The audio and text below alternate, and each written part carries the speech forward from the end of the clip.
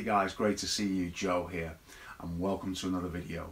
Now in this video I'm going to be answering the questions which were put to me during the month of July. And the first of which was regarding thumb picks and the use thereof.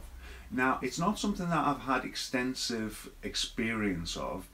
Being a finger picker myself, that kind of tends to be the route that I've gone personally. I have used them a little bit. Now the only advice I can really give you with this is probably just common sense, and that is to just put them on and get started, because if this is a style that you're keen to learn, then the sooner you put them on and get practicing with them, then the sooner you're going to get used to them. Always try out the different types. It's a little bit like plectrums whilst I'm on the subject, okay? If you get something that's very firm, then there isn't a lot of give in them, okay? So you can find them a little bit kind of tricky to start with. As you know, it's the same with plectrums as well. If you use a very firm plectrum with not a lot of give in it, then they make for a particular sound, whereas if you go for something a little bit more flexible, it can kind of help you really in a sense. So if you're a beginner, I would go with the thinner kind of plectrum or thumb pick, because you notice it, because you're not so experienced with strumming, the up down type thing can sometimes really dig in if you're using a firm plectrum, like I say. So if it's a slightly softer one, then the up down action seems to kind of be a little bit smoother, if you like. Okay, so that's something you may or may not be interested in trying. Now the second thing I was asked about was string types and what I use and things like that. So let me start by saying that I use D'Addarios fairly exclusively on my acoustic guitars because I find that they work for me. I go for an extra light phosphor bronze string. I think the cheapest version that D'Addario do, if I'm not mistaken, is the EJ15, and that is the extra light phosphor bronze. If I'm feeling a little bit more generous, then I will get a set of the EXP, which is a coated string which has a slightly longer lifespan. So they're the strings that I use. But that doesn't mean they will work for you. So my advice to you is to try lots of different types of strings. The point probably most worth mentioning is that if you use a lighter string, then you're going to be able to play for longer when you practice. So if you use a heavy gauge string, they're going to dig into your fingertips and you'll find that you won't be able to play very long. On a kind of positive note, if you do go for a heavier string, then you'll find when you switch from the heavy to a lighter string, you're going to find it a whole lot easier. But really, that is the only benefit as I see it. You get a fuller sound with a heavier string, perhaps, if you're strumming and things. But if you're looking to do a little bit of rhythm work and a little bit of melody and lead work, then I'd find the extra lights are great for that, because you can bend them without too much trouble and you can play for a relatively long time in comparison to a heavier gauge string. Okay, so try them all, give them all a shot, see what works for you. Sometimes on a particular guitar, certain strings will work better.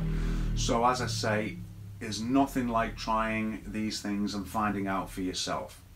Now moving on to the final question, which is about practice and what to practice. And this is a huge subject which I will probably touch on, you know, these question and answers videos. If I do them regularly, if I get asked questions regularly, then this is something I might consider doing on a monthly basis. So keep the questions coming, and if they come thick and fast, then in all likelihood I will follow up on these videos and make it a regular thing.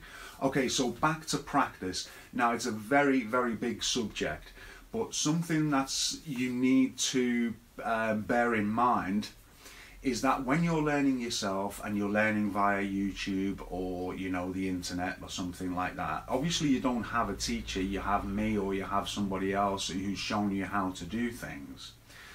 But what you don't have, and you can't have in some sense, is somebody there with you to identify what your weaknesses are. Now that's something that a good guitar teacher will do. Kind of have a listen to you and then write you a kind of prescription of sorts on how to improve what you're currently doing.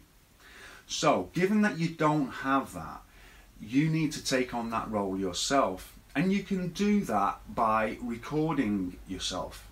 because very often when we're beginning or kind of starting out or whatever it might be, we're too wrapped up in what we're doing to pay much attention to where the weaknesses lie, for example. Now it could be that it's in your left hand with regard to changing chords.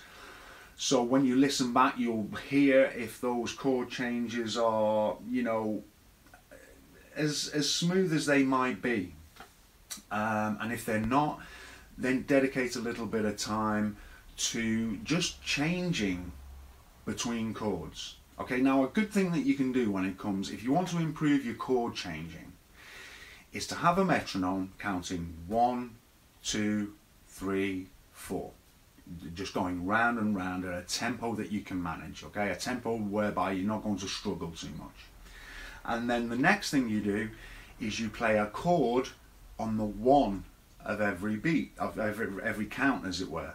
So we play the chord on the 1, and we let it ring for the 2, 3, 4. Then we play another chord on the 1. 1, 2, 3, 4, and then to another chord.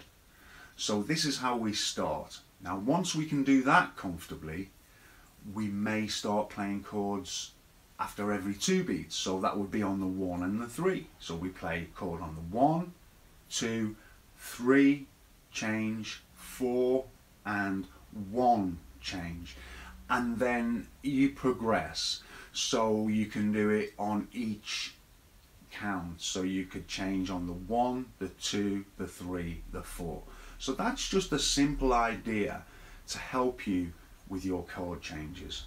Now it may be that they're kind of okay, but you feel that your right hand is lacking a little bit and you can hear it in the strumming. Okay, so again, you focus on the right hand and develop that side of your technique.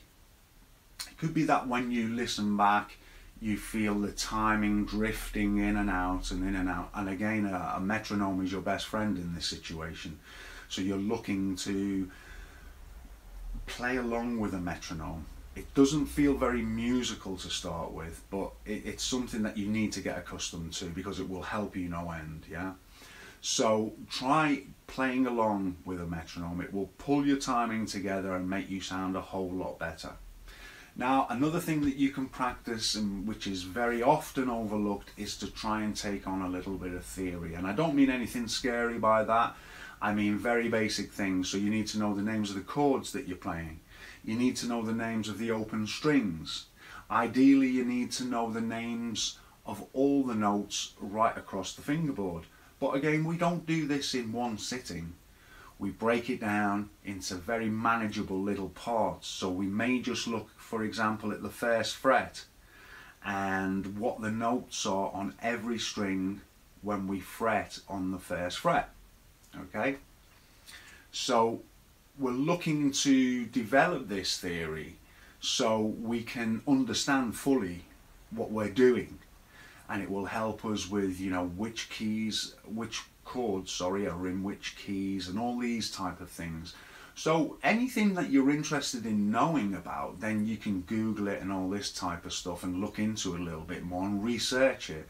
I think that's a great idea. So try and incorporate, however basic, a little bit of theory into what you're trying to do. Now, one more thing that I can suggest to you is to have a listen to your favourite music, pick up your guitar and try and figure out what's happening. Okay, because one of the most important things we're aiming to do when we're playing guitar is to link the guitar and its sounds to our ears. Okay, that is a very, very important skill, and it happens very, very gradually. It doesn't, again, happen overnight. It's something that takes a little bit of time. Now, for example, if you're listening to some of your favorite music, you can just play single note things. And it could be, you know, you hear notes that you play that just simply don't belong. It sounds very out with the song that you're listening to. Whereas conversely, you may hit some notes which sound really like they belong in the song. And that can give us vital information, you know. So it could be that we hit a note, let's say it's an E note, and it sounds very right within this song that we're listening to. So there's every possibility that there could be an E major chord, an E minor chord, an E7 chord. Some type of E chord will probably, in all likelihood, fit into the song that we're listening to. So I think that's kind of enough for you to be getting on with. If you don't already do those things, then there are a few little things that you can incorporate into your playing. And although they sound very simple little things, they're actually will help your playing enormously. Okay, so I hope that helps you. Keep the questions coming. Any questions posted down below, I will try and address in next month's questions and answers. So let's see how we go, and if I get enough questions, you know, then as I say, I will follow up on that. In the meantime, keep the practicing up. Remember to make everything your own if you possibly can. Whatever it is you learn, try and put your own mark on it. This is what it's about at the end of the day. We don't want to become clones. This isn't good. We want to impart something of ourselves onto what we're doing, so people will identify with that and know it as being yours. Okay, so great to see you again, and I look forward to seeing you soon. Keep the questions coming. Thanks for watching.